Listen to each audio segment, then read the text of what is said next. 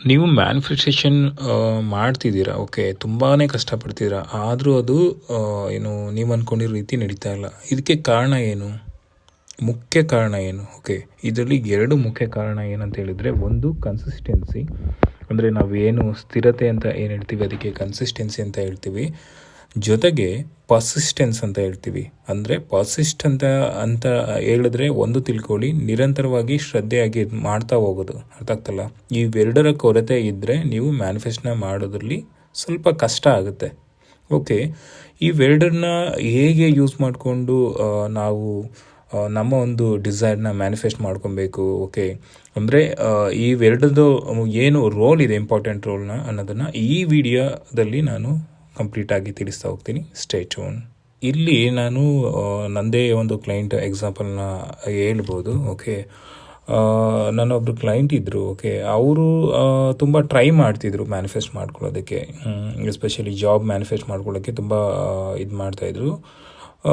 ನಾನು ಏನು ಹೇಳಿದೆ ಅಂತ ಹೇಳಿದರೆ, ಅಫರ್ಮ್ನ ಮಾಡಿ, ವಿಜುವಲೈಸ್ನ ಮಾಡಿ, ಓಕೆ, ಸಾಧ್ಯ ಆದರೆ ಜರ್ನಲಿಂಗ್ ಕೂಡ ಮಾಡಿ ಅಂತ ಹೇಳಿದೆ ಅವ್ರಿಗೆ. ಓಕೆ, ಸೊ ಅವ್ರಿಗೇನಂದರೆ ಡೌಟ್ ಅವ್ರಿಗೆ. ಓಕೆ, ಒನ್ ಟೈಮ್ ಮಾಡ್ಬೋದಾ ಏನು, ಆಮೇಲೆ ಸುಮ್ಮನೆ ಇದ್ಬಿಡ್ಬೋದಾ, ಈ ಥರದ್ದೆಲ್ಲ ಥಾಟ್ಸ್ಗಳು ಅವ್ರಿಗೆಲ್ಲ ಓಡ್ತಾ ಇರ್ತು. ನಾನು ಹೇಳಿದೆ ರೆಗ್ಯುಲರಾಗಿ ಮಾಡ್ತಾ ಬನ್ನಿ ಅಂತ ಹೇಳಿದೆ. ಸೊ ಫಸ್ಟು 1 ವೀಕ್ ಕಂಟಿನ್ಯೂ ಆಗಿ ಮಾಡಿದ್ರು. ಓಕೆ, ಮತ್ತು ಸೆಕೆಂಡ್ ವೀಕ್ ಕಂಟಿನ್ಯೂ ಆಗಿ ಮಾಡ್ತಾ ಬಂದರು. ಓಕೆ, ಅಂದರೆ ಯಾವುದೇ ರಿಸಲ್ಟ್ಸ್ ಅವ್ರಿಗೆ ಕಾಣಿಸ್ತಾ ಇರಲಿಲ್ಲ. ಬಟ್ ನಾನು ಸ್ಟಿಲ್ ಹೇಳಿದೆ, ಇಲ್ಲ ನೀವು ಯಾವುದೇ ರೀತಿ ಏನು ಬೇಜಾರು ಮಾಡ್ಕೋಬೇಡಿ, ಅಥವಾ ಏನು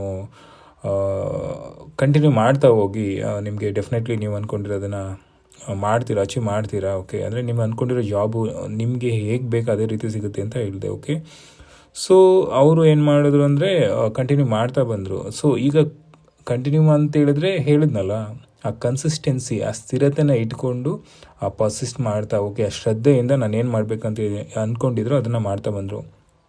ಓಕೆ, ಸೊ ಈಗ ನೀವು ಅಂದ್ಕೊಂಡಿರ್ಬೋದು, ಇವಾಗ ಹೇಗೆ ಏನು ಇದು ರನ್ ಆಗುತ್ತೆ, ಹೇಗೆ ಇದು ರಿಸಲ್ಟ್ಸ್ನ ತೋರಿಸುತ್ತೆ ಅಂತ ಹೇಳಿದರೆ, ನೋಡಿ, ಈಗ ನಾವು ಹೇಗೆ ಒಂದು ಬೀಜನ ಹಾಕಿ ಅದು ಹೇಗೆ ಬೆಳೆಯೋದಕ್ಕೆ ಸ್ವಲ್ಪ ಟೈಮ್ನ ಕೊಡಬೇಕು.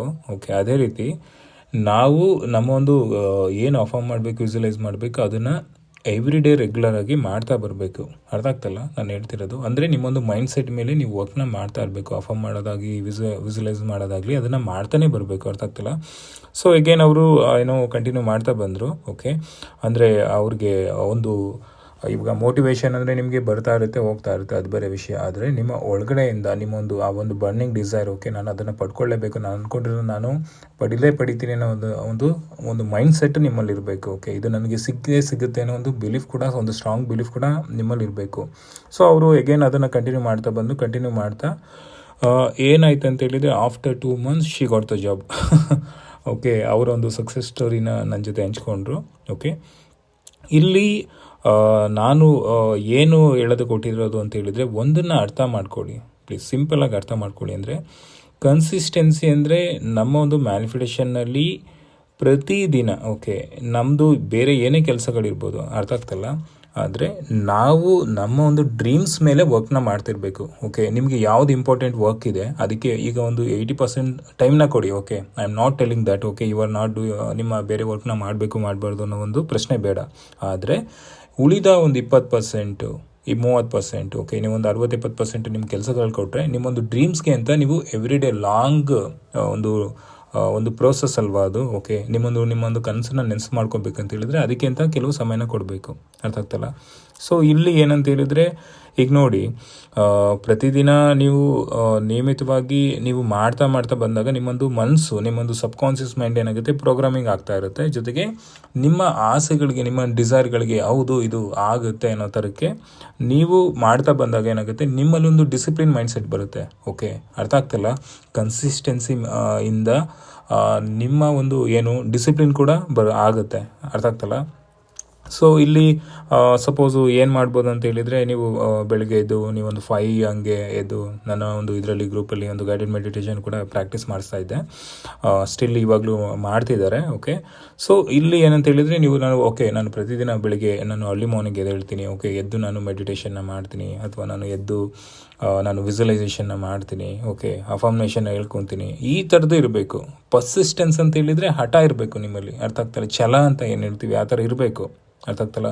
ನಿಮಗೆ ರಿಸಲ್ಟ್ಸ್ ಇವಾಗ ಕಾಣಿಸ್ತೇ ಇದ್ರೂ ಪರವಾಗಿಲ್ಲ, ಆದರೆ ಆ ಒಂದು ದಾರಿನ ಬದಲಾಯಿಸದೆ ನಿಮ್ಮ ಒಂದು ನಂಬಿಕೆನ ಮುಂದುವರಿಸ್ಕೊಂಡು ಹೋಗ್ಬೇಕು. ಇಲ್ಲಿ ನಿಮಗೆ ಏನು ಫಿಸಿಕಲಿ ಈ ಒಂದು 3Dಲಿ ಏನು ಕಾಣಿಸ್ತಾ ಇರ್ಬೋದು. ಓಕೆ, ಆದರೆ ನೀವು ನಿಮ್ಮೊಂದು ಮನಸ್ಸಿನಲ್ಲೇ ಒಂದು ಮಂತ್ರ ಥರ, ಅರ್ಥ ಆಗ್ತಲ್ಲ, ನನ್ನ ಮ್ಯಾನಿಫೆಸ್ಟೇಷನ್ ಆಗ್ತಾ ಇದೆ. ಓಕೆ, ನಾನು ಇದನ್ನು ಕಂಟಿನ್ಯೂ ಮಾಡ್ತಿದ್ದೀನಿ, ನಾನು ಇದನ್ನು ಪರ್ಸಿಸ್ಟ್ ಮಾಡ್ತಾ ಬರ್ತಿದ್ದೀನಿ. ಓಕೆ, ಇದು ಡೆಫಿನೆಟ್ಲಿ ನಾನು ಇದನ್ನು ಅಚೀವ್ ಮಾಡ್ತೀನಿ ಅನ್ನೋ ಥರ ನಿಮಗೆ ಆ ಥಾಟ್ ಇರಬೇಕು, ಆ ಥೀಮ್ ಇರಬೇಕು ನಿಮ್ಮಲ್ಲಿ, ಅರ್ಥ ಆಗ್ತಲ್ಲ. ಕೆಲವ್ರು ಕೇಳ್ತೀರಾ, ಓಕೆ ನಾನು ಪ್ರತಿದಿನ ಅಫರ್ಮೇಷನ್ ಮಾಡ್ತೀನಿ, ಆದರೆ ಏನು ಕೆಲಸ ಮಾಡ್ತಿಲ್ಲ, ಅದರಲ್ಲಿ ಏನು ರಾಂಗ್ ಆಗಿರುತ್ತೆ ಅಂತ ಕೇಳ್ತೀರಾ. ಓಕೆ, ಇಲ್ಲಿ ಒಂದನ್ನು ಅರ್ಥ ಮಾಡ್ಕೊಳ್ಳಿ, ಮನದಾಳದಲ್ಲಿ ಏನು ನಿಮ್ಮೊಂದು ಡೀಪ್ ಒಂದು ಸಬ್ಕಾನ್ಷಿಯಸಲ್ಲಿ ಒಂದು ನಂಬಿಕೆನ ಹೊಂದಿಲ್ಲ ಅಂದರೆ ಅದು ಕೆಲಸ ಮಾಡೋದಿಲ್ಲ. ಈಗ ನೋಡಿ, ಕನ್ಸಿಸ್ಟೆನ್ಸಿ ಮತ್ತು ಪರ್ಸಿಸ್ಟೆನ್ಸು ಬರೀ ಏನು ಮ್ಯಾನಿಫೆಸ್ಟೇಷನ್ಗೆ ಅಷ್ಟೇನಾ, ಇದು ಬೇರೆ ಏನು ಲೈಫಲ್ಲಿ ಯೂಸ್ ಆಗಲ್ವಾ ಅಂತ ಹೇಳಿದರೆ, ಅಫ್ಕೋರ್ಸ್ ಇದು ನಿಮ್ಮ ಜೀವನದ ಎಲ್ಲ ಕೆಲಸಗಳಿಗೂ ಇದು ಯೂಸ್ ಆಗುತ್ತೆ.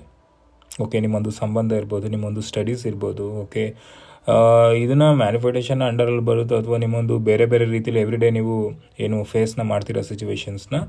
ಸೊ ಅದಕ್ಕೂ ಕೂಡ ಇಲ್ಲಿ ಒಂದು ಈಗ ಸಂಬಂಧಗಳಲ್ಲಾದರೆ ನೀವು ಓಕೆ ಇದು ಸರಿ ಹೋಗುತ್ತೆ ಅನ್ನೋ ಥರಕ್ಕೆ ನಿಮ್ಮೊಂದು ಥಾಟ್ ಇರಬೇಕು, ಅರ್ಥ ಆಗ್ತಲ್ಲ. ಓಕೆ, ಇಲ್ಲ ಬೇರೆ ಏನೋ ಒಂದು ಇದು ಮಾಡ್ತಿದ್ದೀರ ಅಂತ ಹೇಳಿದರೆ ನೀವು ಬಿಡದೆ, ಓಕೆ ಇದೆ ನನಗೆ ಇದು ರಿಸಲ್ಟ್ ಸಿಗುತ್ತೆ ಅನ್ನೋ ಥರನೇ ನೀವು ಹೋಗ್ತಾ ಇರಬೇಕು ಮುಂದಕ್ಕೆ.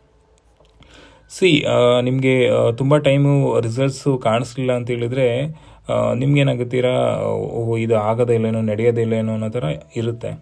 ಆದರೆ ಇದು ನನಗೆ ಡಿಸೈರು, ಓಕೆ ಇದು ನನಗೆ ಆಗಲೇಬೇಕು. ಓಕೆ, ಇದನ್ನು ಹೇಗೆ ಮಾಡಬೇಕು, ನಿಮ್ಮೊಂದು ಜರ್ನಲಿಂಗ್ ಮುಖಾಂತರ ಮಾಡ್ಬೋದು, ಅಫರ್ಮೇಷನ್ ಮುಖಾಂತರ, ವಿಜುವಲೈಸೇಷನ್ ಮುಖಾಂತರ.